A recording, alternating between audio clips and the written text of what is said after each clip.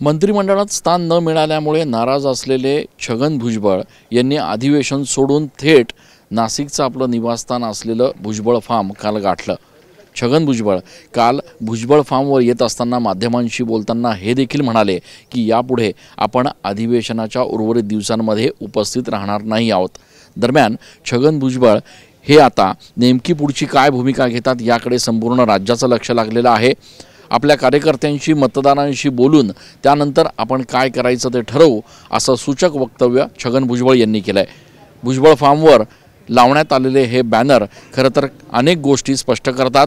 साहेब आम्ही सदैव तुमच्या सोबत असल्याचं भुजबळ समर्थकांचं हे बॅनर जे आहे ते भुजबळ फार्मवर सध्या बघायला मिळतंय आणि त्यामुळे आज छगन भुजबळ सकाळच्या सुमारास नाशिकमधल्या पदाधिकारी आणि कार्यकर्त्यांशी चर्चा करणार आहेत।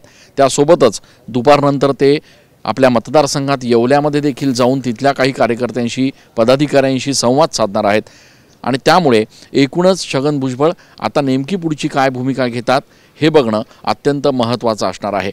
यासोबतच वरिष्ठ पातळीवर भुजबळांची समजूत काढण्यासाठी आता नेमका काय प्रयत्न केला जातो हे देखील पुढच्या काही दिवसांमध्ये बघणं अत्यंत महत्त्वाचं ठरणार आहे। मात्र राज्याच्या राजकारणामध्ये सध्या चर्चा आहे ती छगन भुजबळ यांच्या नाराजीची आणि भुजबळ नेमकी पुढची काय भूमिका घेणार याचीच। कॅमेरा पर्सन आकाश शेवलेसह मी चंदन पूजा अधिकारी TV9 मराठी।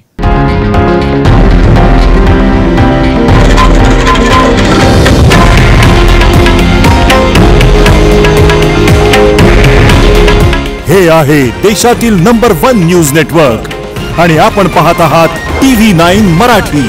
काळजी तुमची, हित महाराष्ट्राचं।